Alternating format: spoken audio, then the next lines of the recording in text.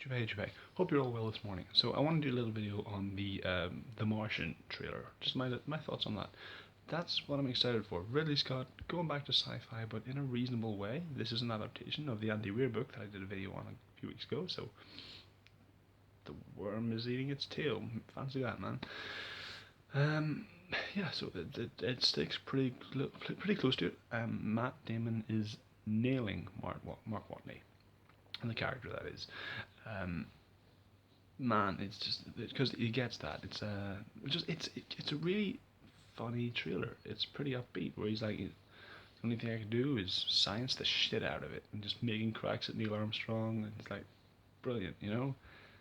Awesome. That's him. That's Mark Watney. He's an upbeat guy. He's he's a thinker. He's logical.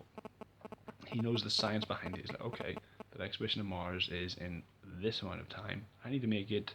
I need to make this food last long enough for me to send a message, and then we'll take it from there. He's practical. He's logical.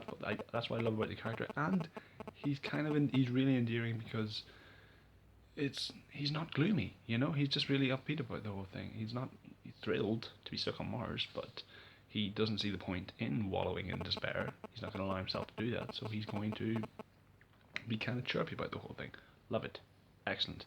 And we see that in Matt Damon. There is a little bit where, like, towards the middle of the trailer, we see him, like, looking at pictures of his family. And I don't remember Mark Watney having a family in the book. I think that he was. There's actually one part where he's like, "Well, if anyone's going to be stuck on Mars, it may as well have been me," because he's like relatively unattached. Um. So yeah, that struck me as a bit weird. It does kind of spoil the book a little bit in that the other NASA astronauts find out that they left this guy behind and have to against NASA's orders go back to Mars and rescue him. Pretty cool. Um, but yeah, I'm pretty impressed with the cast, man. I really am. Jessica Chastain's there as the mission commander. She's good. I mean, she's good. She's good in everything, man. I didn't like Zero Dark 30. I didn't.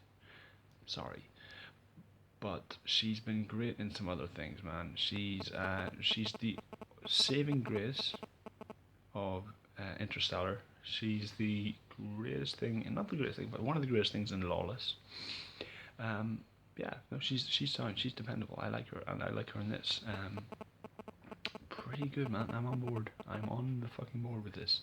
A couple of book differences. I don't want to be that guy, but I'll save that for Game of Thrones. But a couple of book differences, like they just kind of stumble across signs of movement on Mars when the satellite's just randomly orbiting, and that's how NASA finds out this guy's still alive. Instead of they pick up a sign that says, Are you receiving me?" So make of that what you will. But yeah, those are my thoughts on the Martian trailer. Really good, looks promising, pretty upbeat. Doesn't shrimp from the epic potential that could be, because this is great. It's Robinson Crusoe in space. So that's as sci-fi as it gets, but also pretty classic. And it's not beyond the realm of possibility. Imagine if there was a disaster on Mars and somebody had to be left behind, and then we find out that there was someone stuck there. Awesome.